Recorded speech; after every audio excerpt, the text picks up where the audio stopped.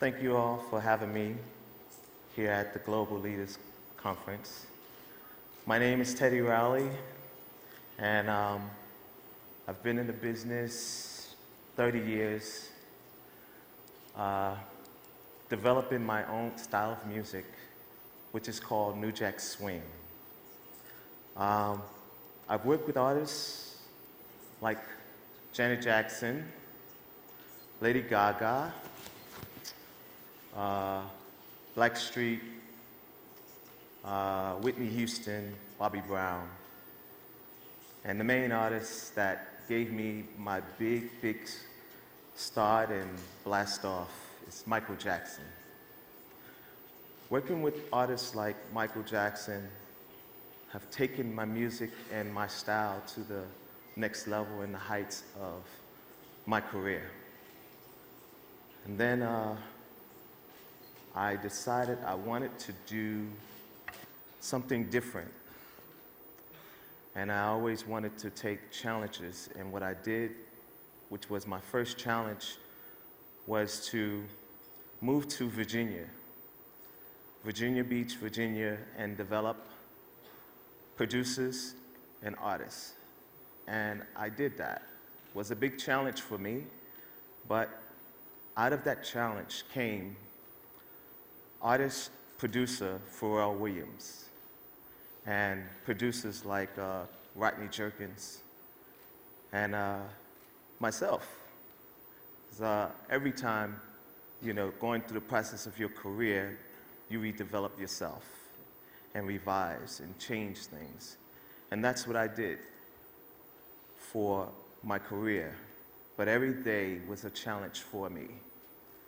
And without challenge, there's no growth.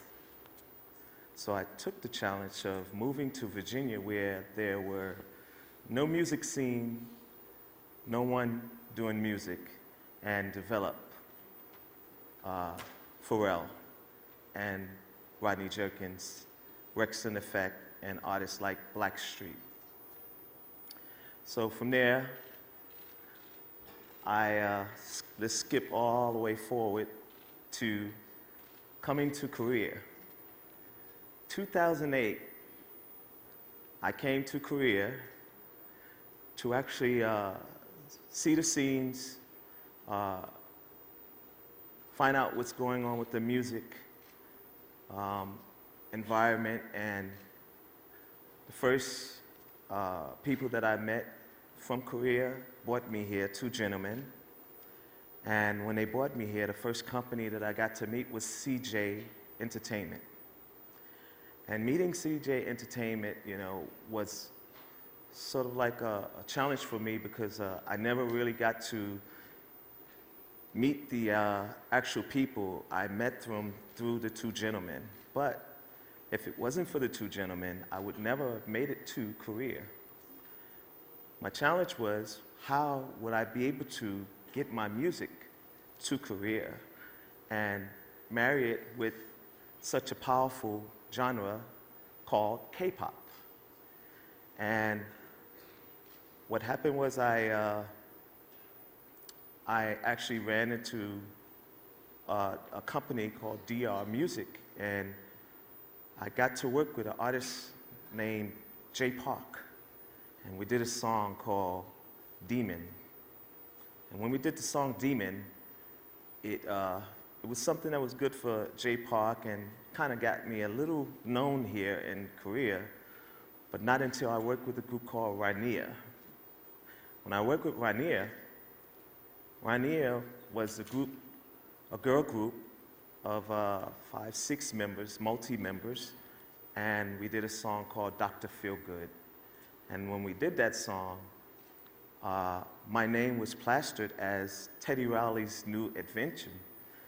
And I didn't know anything about it, but when I found out, I said, I need to go back to Korea and let's see what's going on. Why is my name on the marquee with Rainier like I'm the artist? And I wasn't the artist.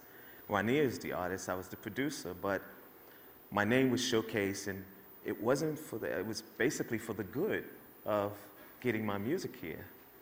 So that challenge of coming here to get my music put out there and noticed by record companies and entertainment companies like YG and JYP and Cube Entertainment, meeting all of them, you know, I got to know what they feel about the New Jack Swing, which is my genre. So I actually had to come up with some sort of title for my company, which is called TRX. And we came up with TRX, which means Teddy Riley Experience. And I worked in Korea with SM Entertainment. And working with SM Entertainment, who actually asked me to stay, because I was about to go home and go back to America and pursue my career there and finish my career there. But when I ran into SM Entertainment, Chris Lee and Mr. Suman Lee asked me to stay for 1 week. So I stayed 1 week, and staying 1 week turned into 1 month, turned into 3 months, turned into 2 years living in Korea, starting a music career, which was exciting, but it was a part of the challenge. And as I said from the beginning, no challenge, no growth. And I got to work with my first major artist, Girls' Generation. And working with Girls' Generation, we did the song called The Boys. And when we did the song called The Boys, and the first week, I seen 20 million views on YouTube. Never in my life I ever had 20 million views of any of my songs on YouTube. So 20 million views turned into 40 million views, turned into 100 million views of a song that, you know, taking a challenge, came out with SM Entertainment, which I want to thank SM Entertainment. I also work with Super Junior, and Super Junior having the #1 album in 3 days, #1 album on Billboard charts.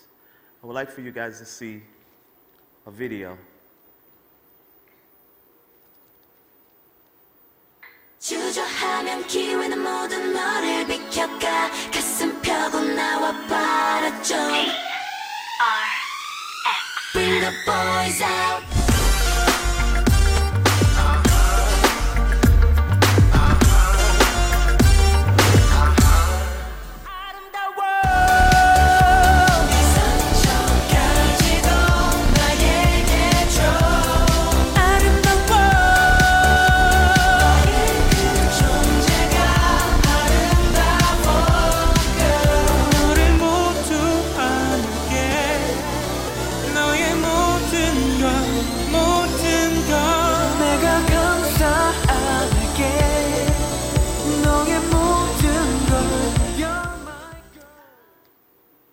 So from then, things started getting really serious. My life has been getting serious with SM and working with SM. So I didn't need to work with any other company because SM kept me busy. And I just kept doing music and more music until SM built new facility for us to have music camps to develop new music for all the artists for SM Entertainment, which was the greatest idea because we kind of started it outside of the facility. And then when we did it inside the facility, it became something really big, and we said, okay, this is something that can really broaden music, can really broaden the K-pop music genre to be outside, you know, so we should take this from Korea to Japan to China, Pakistan, let's take it everywhere to globalize K-pop. K-pop is getting bigger, bigger and bigger. Why? Because It's clean music. It's cool. It's kind. It's not offensive. It's love. It's very loving music. And this is what I feel. I think because of our generation back in the US, music substance is different. K-pop substance is amazing. K-pop has substance when it comes to music. You hear and you feel the spirit of the music. And that's the difference where the artists and the talented artists that the K-pop record companies and entertainment companies, they develop. So one thing we don't have, we've lost back in the States is artist development. Here, K-pop is like going to school. I even went to school. Working with SM Entertainment was like getting a new education in music, but at the same time, marrying it to my style of music, which became even bigger for me because I get to have and work with big artists like Girls' Generation, Super Junior, EXO, and FX, and all of the artists that's on SM Entertainment. So, how to broaden that? How to take it to the next level? Why not have KC-pop, KJ-pop, KI-pop? It's all kids pop. It's all K-pop. That's how we can globalize it and make it even bigger. I'm afraid to say that K-pop music, Korean pop music, is just as big as country, R&B, put it all together, and K-pop is big. And it's going to get even bigger. We have so many K-pop fans in the US. I have kids that come up to me and say, "We love what you're doing. We love how you're working with the K-pop artists.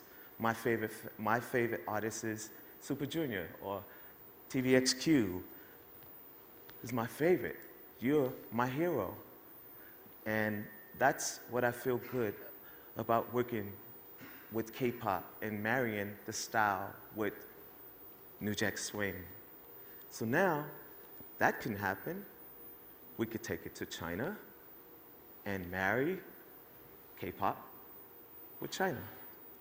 Let's do a marriage and take it to Japan. Let's take it everywhere. K-pop is very strong, and that is a style that's going to save the generation, especially in the US. We have children that grow up and they're influenced. They're influenced by the music, because that's what a lot of kids listen to. And some of that music is not great influence, but K-pop is. So I look forward. I love challenge. And challenge, like I said, I would have never been here if I didn't take the challenge. The challenge is next, we're going to globalize it and take it to the next level. I want to thank you all for having me. And my name is Teddy Rowley.